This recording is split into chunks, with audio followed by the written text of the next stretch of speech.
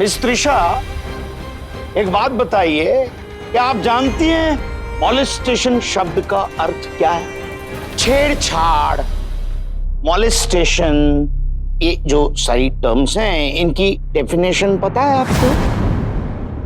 तो फिर आपने कैसे ये इल्जाम लगा दिया कि इन लड़कों ने आपको मॉलेस्ट किया? टीवी फिल्मों में देख के बोल दिया? Point to be noted my lord. Miss Trisha को I object my lord. Term की नॉलेज ना होते हुए भी एक लड़की इतना तो जानती है कि उसके साथ जो हो रहा है वो सही है या गलत। माय लॉर्ड, अगर जो हो रहा है वो सही है या गलत, ये कौन तय करेगा? As per her own story, जो कहानी त्रिशा ने बताई है वो सही भी है या नहीं। और दूसरी बात, अगर वैसा हुआ है तो क्या हुआ है? और तीसरी अहम बात कि इस कहानी में कितनी सच्चाई है। लॉर्ड, मैं पहले भी कह चुका हूं कि इनके पास इस बात का कोई प्रूफ नहीं है, कोई विटनेस नहीं।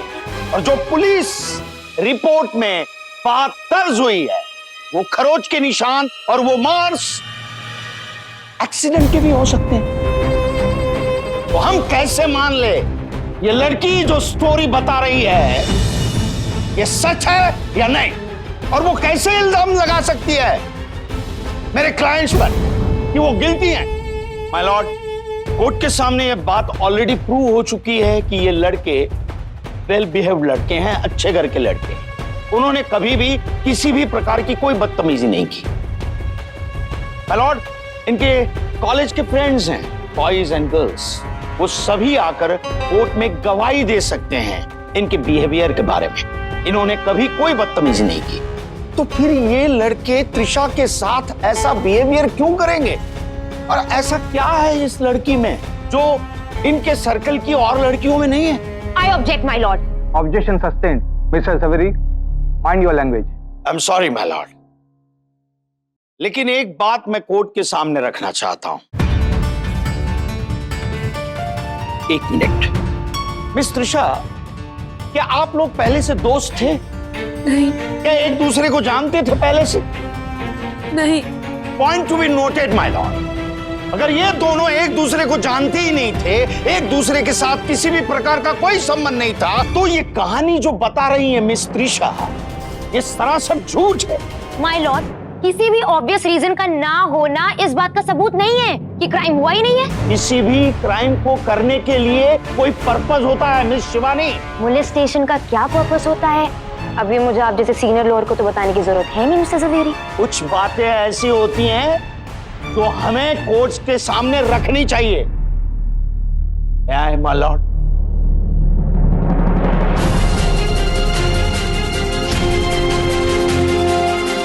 आई होप इन सारे इंसिडेंट्स के बाद ये बात साफ हो जाती है कि ये मिस त्रिशा की चाल है। जो इल्जाम मेरे क्लाइंट्स पे लगाए हैं वो सरासर झूठे हैं, बिना कोई सबूत के, बिना कोई गवाह। और गवाह हो तो?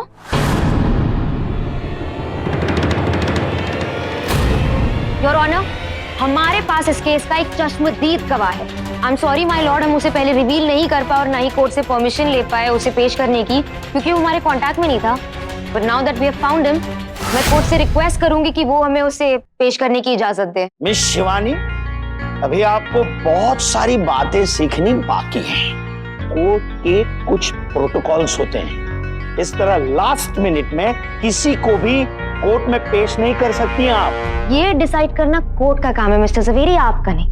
किसी भी नतीजे पर पहुंचने से पहले दोनों पक्षों को सुनना जरूरी है। मिस्टर ज़वेरी, इजाजत है miss Shivani. Thank you so much sir.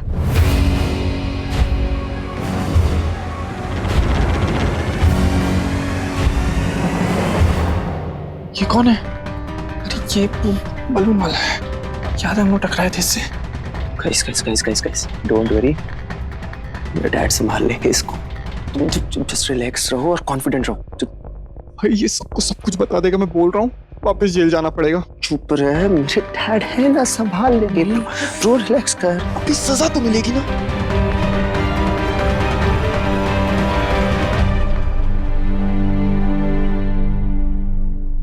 आप प्लीज कोर्ट को अपना नाम बताइए। मोहन मोहन। आप डरिए नहीं, घबराने की कोई बात नहीं है। आप पे थोड़ी इल्जाम लगाए, आप तो हमारी मदद करने आए ना। तो मैं आपसे कुछ सवाल पूछूंगी और आपको उसके जवाब देने होंगे सच सच और कुछ नहीं। हाँ। पर उससे पहले मैं मिस त्रिशा से रिक्वेस्ट करूंगी कि उस दिन यानी 26 जनवरी को जो कुछ भी हुआ था वो अपने शब्दों में कोर्ट को बताएं।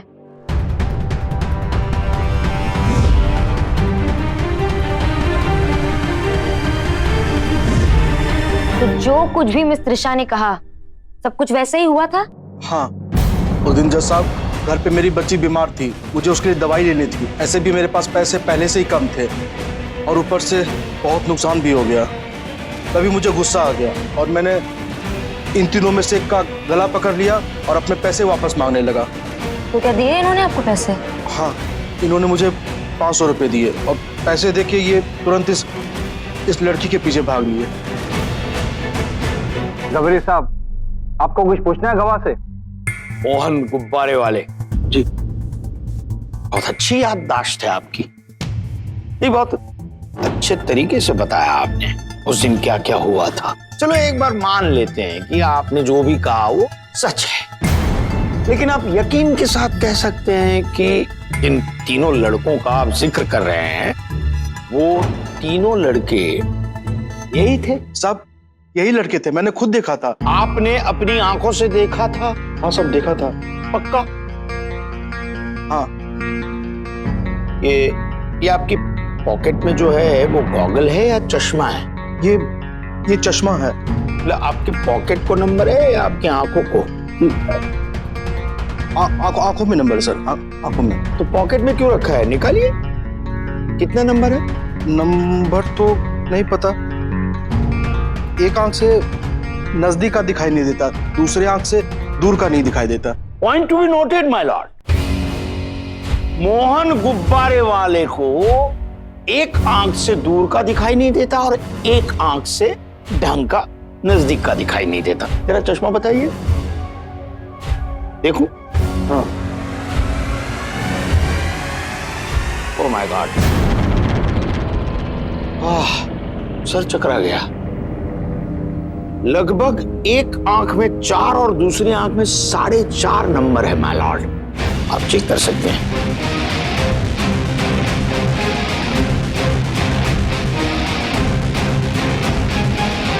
अब आप ये देख सकते हैं माय लॉर्ड, जिस आदमी का चश्मा ऐसे दूरबीन जैसे दिखने वाला हो, इतना भयंकर नंबर हो, वो दावे के साथ कैसे कह सकता है कि वो तीनों लड़के यही थे?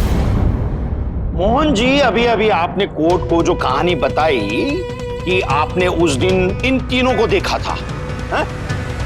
उस दिन आपने ये चश्मा पहना था? हाँ साहब, हमेशा चश्मा पहनता हूँ।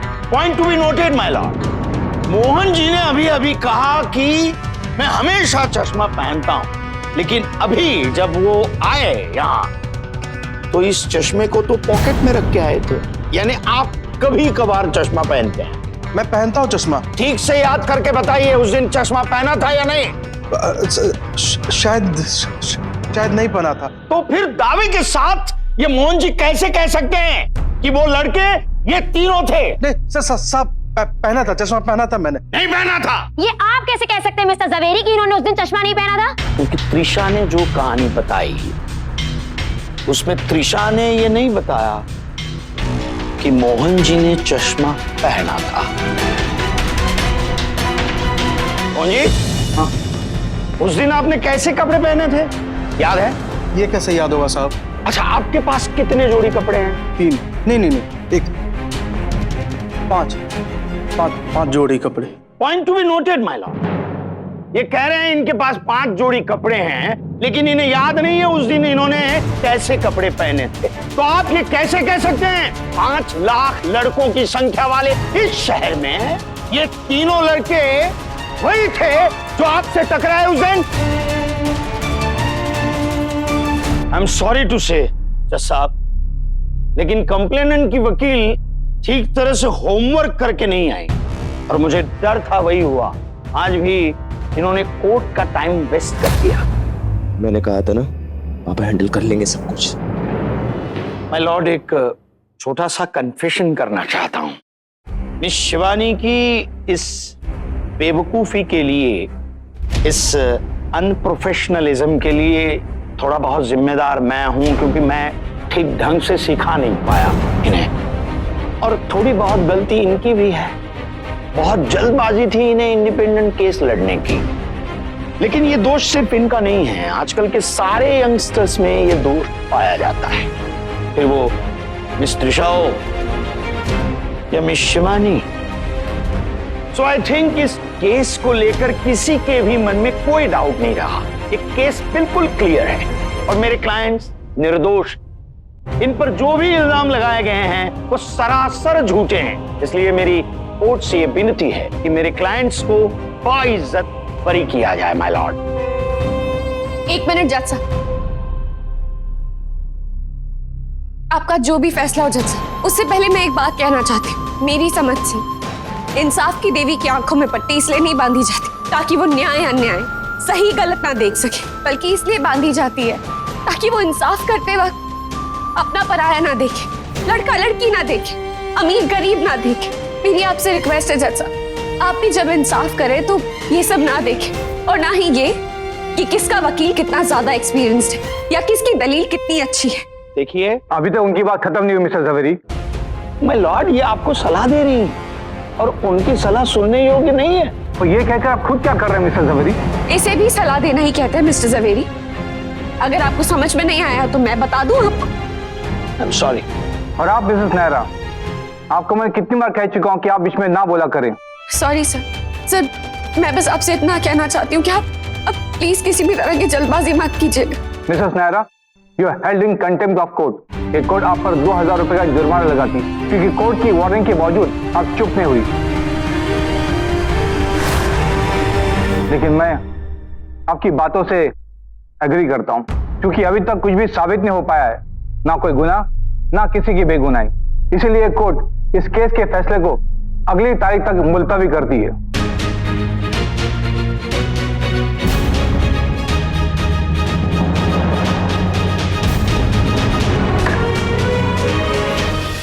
ये रिश्ता क्या कहलाता है। आपके मनोरंजन पर अब नहीं लगेगा कोई ब्रेक। स्टार प्लस के बेहतरीन शोज देखने के लिए लाइक, शेयर और सब्सक्राइब करें स्टार प्लस यूट्यूब पेज को।